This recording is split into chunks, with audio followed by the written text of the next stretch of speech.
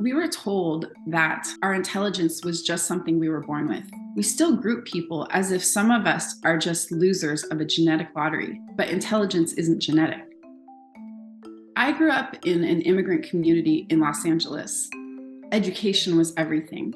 It was a way to get out of our present circumstances. I took my first test when I was 5 years old, and I failed.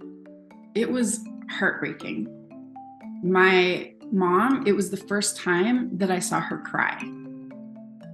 We thought our test scores were a marker of our true intelligence, and yet we were not prepared for taking these tests. We didn't have the vocabulary, the cultural know-how to pass these tests, and yet we were tested all the time. I took my second test a few years later, and I was the same Rina Bliss, but somehow I passed. Maybe I had a little bit more cultural know-how at that point, but none of my friends did. Up until the early 2000s, we were told that IQ tests were our genetics, and genetics gave us our IQ score. But science has advanced since then, and research now shows us that our genes give us our basic brain architecture. They give us the basic structures of our brain so that we can think, but they don't tell us how quality that thinking is. We've learned that we are neuroplastic. We are growing and developing our whole lives. So I'd like us to, instead of look at our SAT scores to think of how intelligent we are, to think of intelligence as learning from our environments. We learn by picking up instruments, tools, learning how to use them, doing things on our devices, on our computers. And we especially learn and learn well when we are connected to others, when there is a social, emotional component to our learning. Learning is just what we are born to do, literally born to do.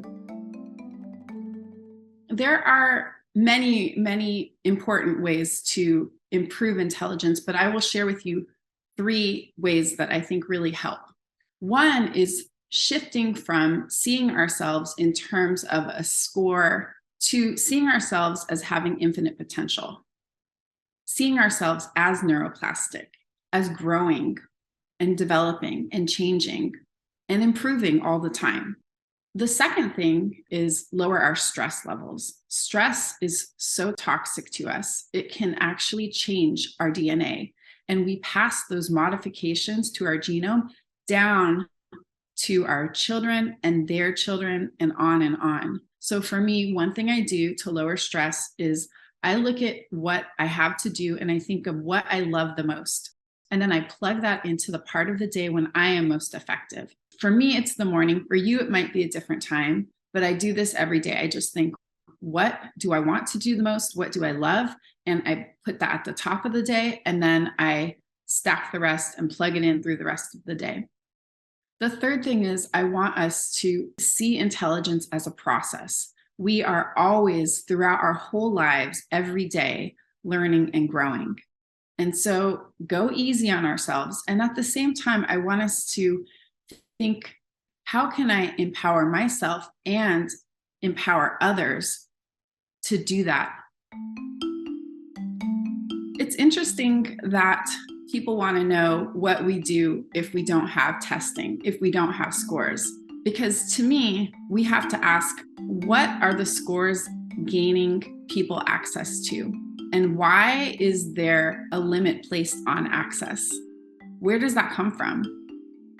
Usually, when you follow that line of thinking, you come to the answer, economics. This is too expensive to give to everybody, or somebody doesn't believe that everybody should have access to it. It's not based on whether people should or should not have access to, say, college admissions. It's based on the economics of college admissions.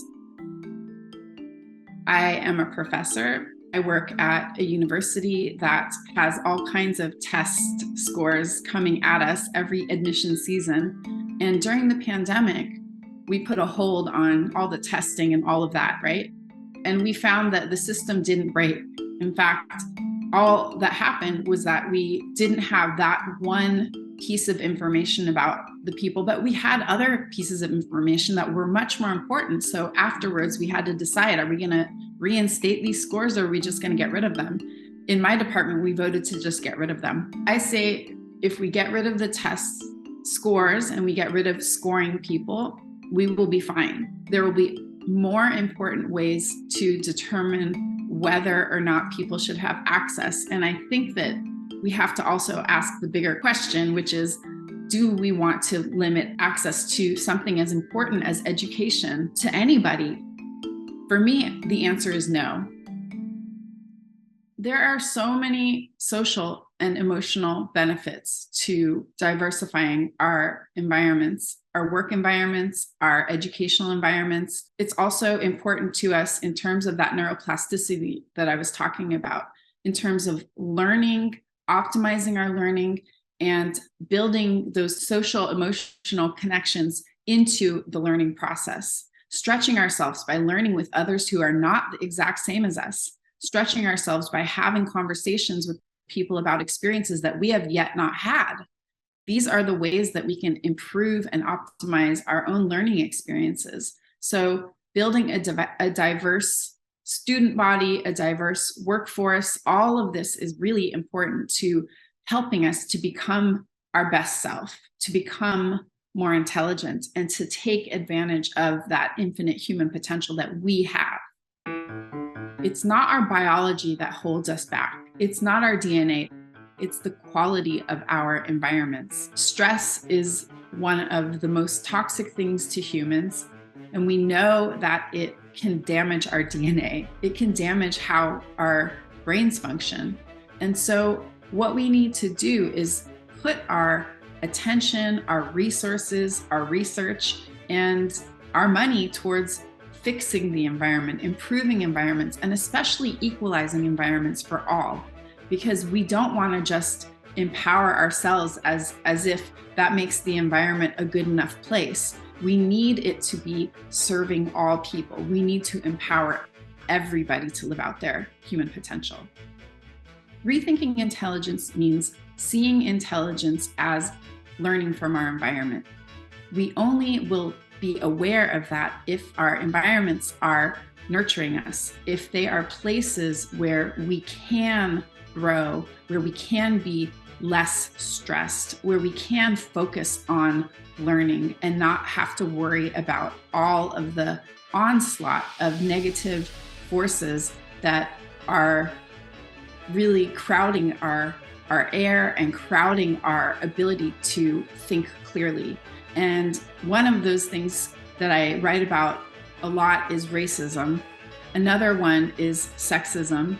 Another one is homophobia.